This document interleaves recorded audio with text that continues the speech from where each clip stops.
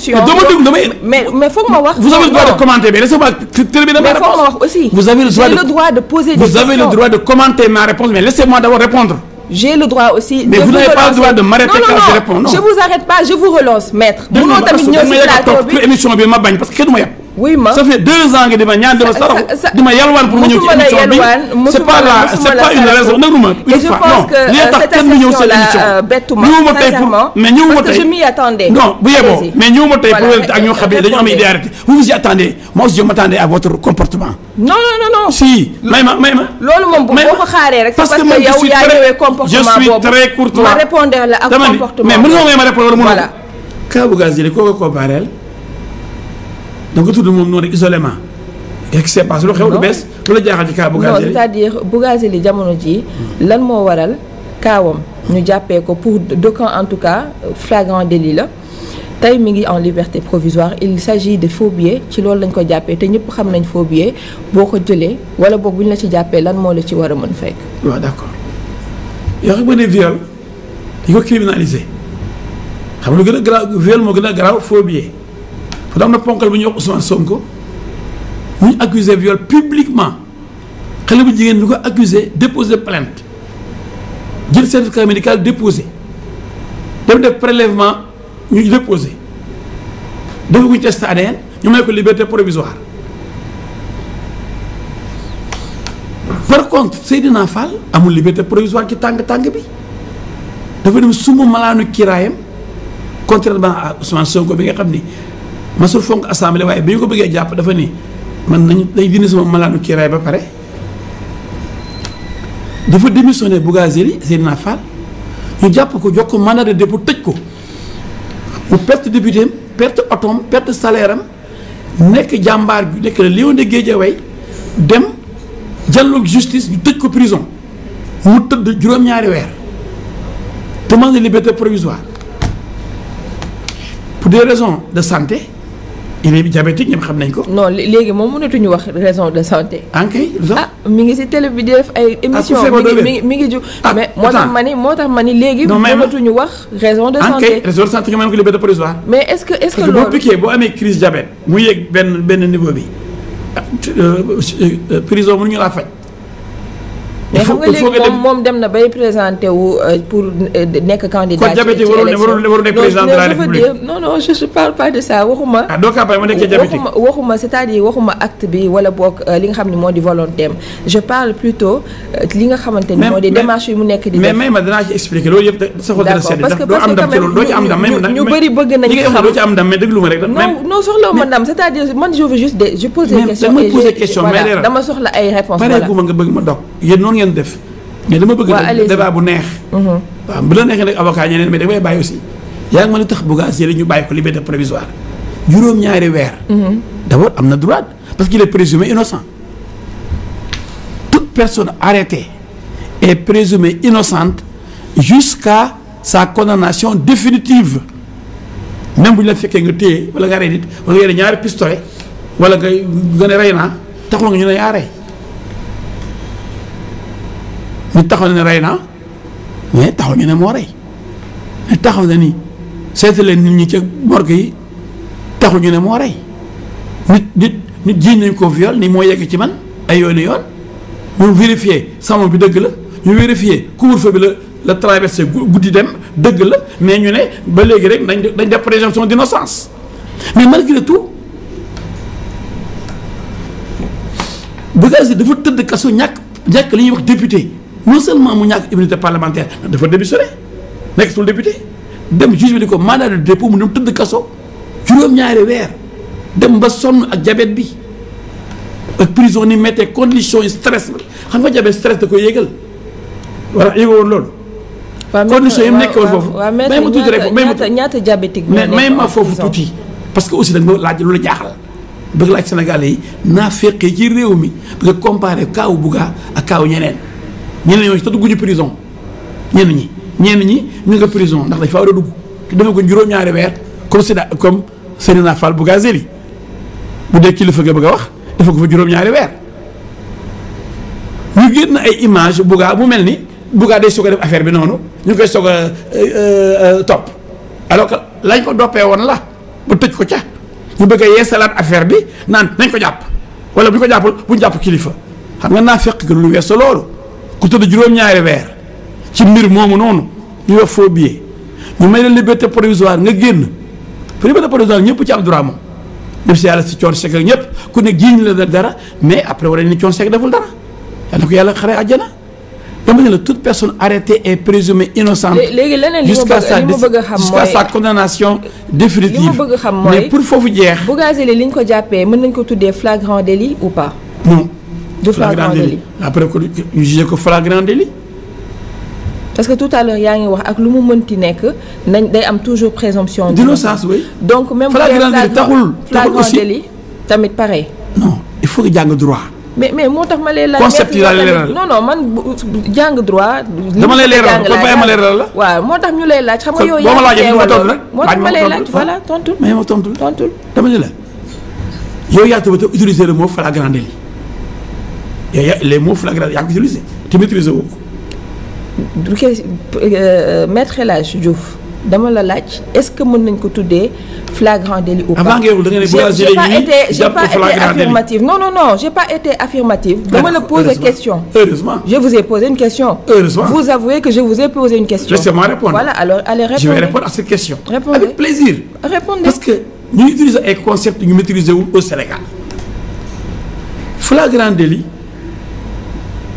mooy ki ñu soog a jàpp ci fait yi.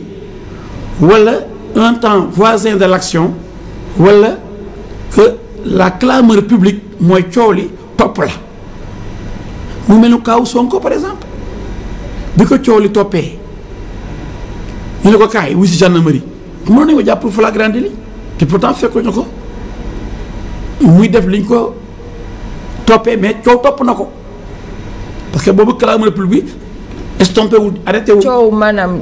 coow yegg na ci xale bu jigéen coow viol topp na ko loolu aussi flagrant délit la te pourtant fekkuñu ko ci kaw kenn mais coow topp na ko bu la coow toppee kaw flagrant délit la tamit mais taxul aussi. donc Bougazelli coow topp ko donc du flagrant délit. non si coow topp na Bougazelli mais yooyu yëpp taxul mu nekk ça dépend maintenant procureur mooy qualifié ndax da ngay dem flagrant délit wala da ngay dem instruction mu gën a xóotal procédure de flagrant délit dafa am ak procédure d'instruction bu dee flagrant délit da ngay dem directement tribunal des flagrant délit bu dee instruction juge d'instruction lañ lay jox procureur pare na ci. d'accord léegi. léegi même foofu tuuti même foofu tuuti. qu'est-ce qui mais parce que sujet dafa bëri point yi ñu war a aborder. mais rapidement mu termine flagrant délit. waaw lan parce que beneen question rek bu ma lay wax pour ñu passer rapidement parce que dañuy apaisantir. waaw mais pour que Sénégal yi xam. waaw léegi dañuy laajte. déglu ma tuuti flagrant délit ne signifie pas culpabilité dem flagrant délit audience dañ lay relaxer li ci ëpp bu kon tribunal flagrant délit boo amee condamnation 20. am na 30 relax. d'accord loolu sax ñëwaguñ si parce que jugement bi la eggaguñu si. kon xam nga nit def na lii rek. moo tax ñu bëgg a xam leneen lu ñu bëgg a xam à propos de ce cas mooy lan moo mën a expliquer c'est-à-dire dossier bi instant bi nga xamante ni ba tey amagul ay avancement amagul évolution. dossier ban. bu Bougazelli. yoo xam ne dossier Bougazelli ak dossier Sonko doyen des juges moo koy rewoon yàlla jëlee ko fi barki Demba Ndiaye lañ ko soog a remplacer moo tax ñaari dossiers yëpp taxawoon. d'accord xanaa loolu xanaa kenn mënu ko weddi sauf ñu nekk ay dof parce que bu fekkee ni ki dee war a jóg moo war a jóg di interroger ñoom Sonko ak ñoom Bougazelli di yeggali kon dina doy waar. d'accord ku dee kay ku convoqué doo ñëw. ñu ñëwaat ci beneen dossier parce que yooyu yëpp ay leeral lañ ci soxla. muy le dossier de Kilifeu ak Thier mi nga xamante ni moom moo nekkoon ñoom ñaar en tout cas ñoo sekkoon li nga xamante ni moo di Jokalante ba tey ñu si tudd mbirum trafic de passeport. Thier tout récemment ñu dégg que ni libre na yow yaa nekk ki nga xamante ni yaa koy layal lan lañ mën a jàpp ci li nga xam ne mooy condition yi tax ñu daal di koy libérer. d'abord est-ce que xam nga yow luñ toppee woon Thier ñu koy jàpp loo foo ni moo taxoon jàpp Thier. waa plateau bi nag mënu am ñaari journaliste. kay man damay laaj ko mais réponse ni nga may laajee pour tontu après. non mais xam nga ni Thier dañ ko jàpp xanaa war nga xam soo jàpp ko bu dee journaliste un journaliste doit être cultivé. da nga ni Thier lu ñu ko toppee. je suis pas cultivée parce que je. non si vous êtes très cultivé moo tax ma posé la question. waaw d'accord non je suis pas là pour répondre. les téléspectateurs yow la je suis pas là pour être comme un élève. de forcer à répondre non. il m'arrive de souvent ma relancer la pour opinion bi comprendre du ma sa élève. waaw mais bu ñu compliqué xam nga lu ma bëggoon ñu joxante cër laaj nga ma. nga laaj ma man dama la bëgg a laaj da nga ma Thierno dañ ko jàpp yow lu tax ñu bàyyi ko. xam nga nekkul man maa soxla xam mais téléspectateur yi ñu. mais yow mi bëgg a xam da nga posé naa question bi mu leer. moo tax téléspectateurs yi Thier lan lañ toppee Thierno d'abord. Thier mi nga xamante ni moom la ñu doon topp ba jot ko teg loxo. luñ ko topp ñu daal di koy génnee. dañu soxla woon xam ci yan condition moo tax tey ñu may ko mu génn. luñ ko topp bu teg ko loxo ba bàyyi ko moom ma expliqué lu tax ñu bàyyi ko def parce que xanaa war nga xam ne tax ñu jàpp Thier ndax Sénégal yu bëri xamuñ ne tax ñu jàpp Thier xëy na xamoo ko it boo xamul ma leeral la ko. entretien bi dina métti parce que. des questions qui se répondent par des questions. quand même non je répondrai man j'aime répondre mais j'aime aussi que les questions soient bien posées. waaw mais kon mën ma poser question bi ñu mën avancer. waaw léegi avant may répondre bàyyi ma poser kon question ko mën a ko. waaw d'accord ma répondre sama propre question. dañu ne gëmloo yéen Sénégalais yi Thier dañ ko topp comme di ko waxee ba jàpp ko libéré ko te bàyyiwuñ kilifa ma yëgal Sénégalais yi nii.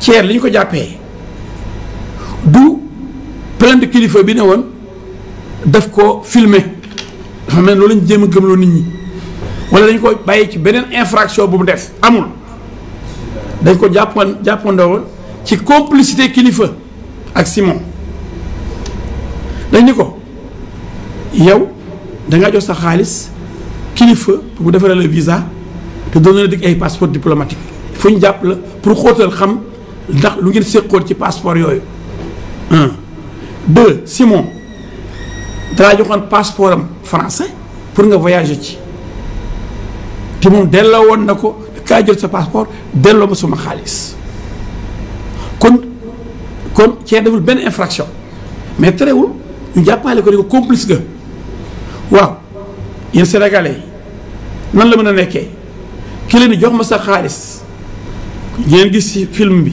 4 millions 500 jox ko. mais même foofu même ngir yàlla damay répondre pare ma. non du ma nangu nag bàyyi ma tontu foofu. allez-y comme nga bëgg ma tontu bàyyi ma tontu. waaw allez-y non allez-y léegi commencé naa tontu. allez-y kenn du ma doon. allez-y léegi mu ñu mën a boolee ci nga xam ni moom dafa la triandé ne la jox ma ay millions nga compté millions ñëpp gis ko mu ne naa la jox visa ba tey jox la visa kooku escroc la ndax dafa la nax. yow ñu tëjaalale ndax loolu nga jox ko say millions yaakaar visa jotoo visa dem prison ànd ak moom Simon jël passeport français parce que français la loué la ko voyagé woo ci di ko man dew ma delloo ma sama xaalis bu bañ ñaar yëpp yow participer nga ci même dossier bi ñu jàpp ko tëj ko ndax complicité ñu ne nañ complice Simon la ak complice ci kilifa yow daal léegi boo joxee sa xaalis pour dem wutal le visa kooku dem wutalu le visa. mais fan la ñuy utee visa maître. mais am na ñu koy toppatoo. waaw mais est-ce que loolu c'est légal. loolu laa la dama ne la xëy na juge bi koy jàpp pour ñoom xëy na dañuy suuf seen loo xam ne légalul mais xam nga document bu ne am na ay intermédiaire man booy dem léegi nii bi may dem Dubaï dégg nga booy dem Dubaï may ma booy dem Dubaï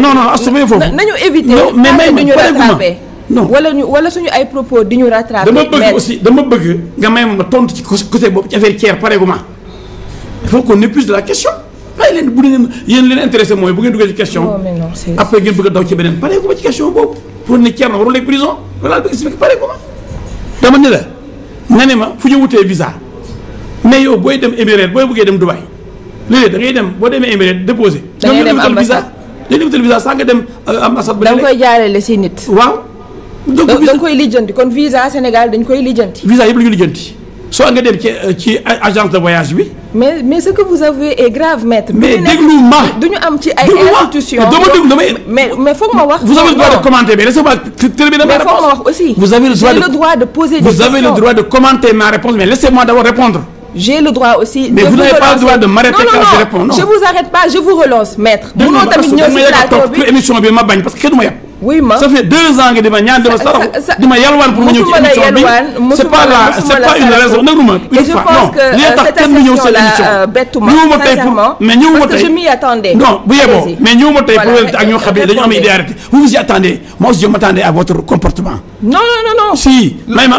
loolu moom boo ko xaaree rek. parce que yow yaa ñëwee comportement boobu je suis très courtois ma répondre la ak comportement mais mën nga ma répondre voilà mais je.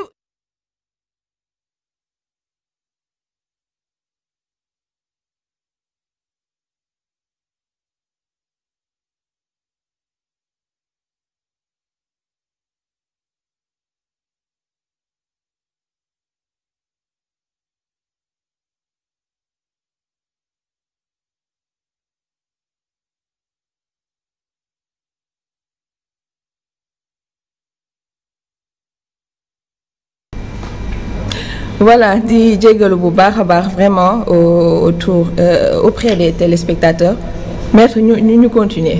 waaw maa ngi jégalu bu baax ci vraiment téléspectateurs yi parce qu'il faut que mel ni man am yéene jor yi de Sénégal bëgguma dara luy metti téléspectateur bu may seetaan mais dañu doon jamono boo xam ni dafa metti ci média yi te dañuy far ba nga xam ni boo naree leeral rek lu leer moo xam ni arrangé wul ñenn ñi.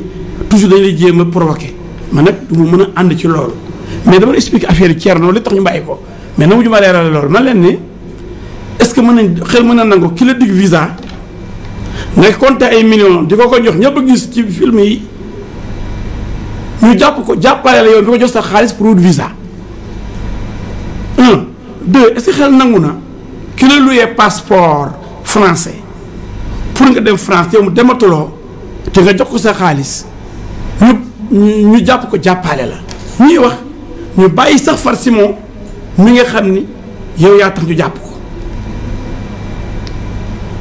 léegi kilifa bëgg ñu yemale ko ak ki nga xam ne dafa jël xaalisam nax ko te jox ko visa yoon def ni liberté provisoire mu nga ko demander à tout moment waaye Thier lan la def pour du am bañ di ko tëj sax yéen lay laaj Thier da lu def lan lay def deful dara xaalisam la joxe pour am ñaari visa joxe ñaari passeport pour waa këram jotu ci jotul visa jotul xaalis kii jël xaalisam nit buñ ko bàyyee nañ ma bàyyi ma ne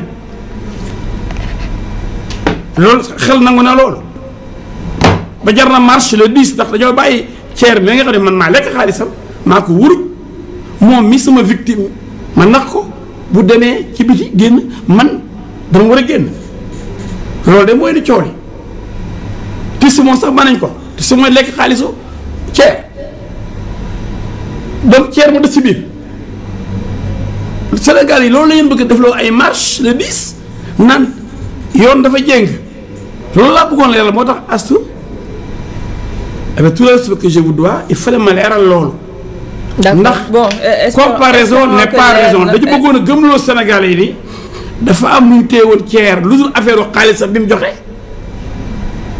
ñu bàyyi ko alors que kilifa moom ñu ngi ko téye loolu war leen tax ñu nax nit ñi pour ñu wàcc bedd bi kan moo ñàkk fayda di génn di dox ndax kilifa moo xam ni dafa jël xaalisu Thierno Diallo te jox ko visa ci firnde yi gis nañ ko ci vidéo yu des vidéos virales mu ne Thierno moom nga xam ne kenn ma ko ne jàpp buñ ko bàyyee dañ war a bàyyi kilifa mi lekk xaalisam ba pare ñu dañ ko bàyyi en catimini encore de manipuler nit ñi man léegi ci diggante li nga xam ni moom moo di mbir moom diggante Thier ak kilifa plainte bi fan la jubee. plainte amul naan expliqué d'abord après ma ne loolu man d'abord catimini bi ñu wax dañu mel ne dañoo làqatu génne Thierno loolu yëpp ñu ngi dox ci maayanu Sénégal yi. ñan ñoo wax en catimini. waaw Yarama seen conférence de presse bu fekkee ni journaliste yi honnête nañu am xam-xam di suivre journaliste su xamul dara nag di suivre dara amul culture du ko xam mais au moins journaliste yi nga xam ni suivre nañ l'actualité gis Yarama wax ne lii tax ñu bëgg la 10 ñu wàcc ci mbedd bi dañu bàyyi Thierno en catimini fen bu rëy gi noonu parce que Thierno dama ko demandé liberté.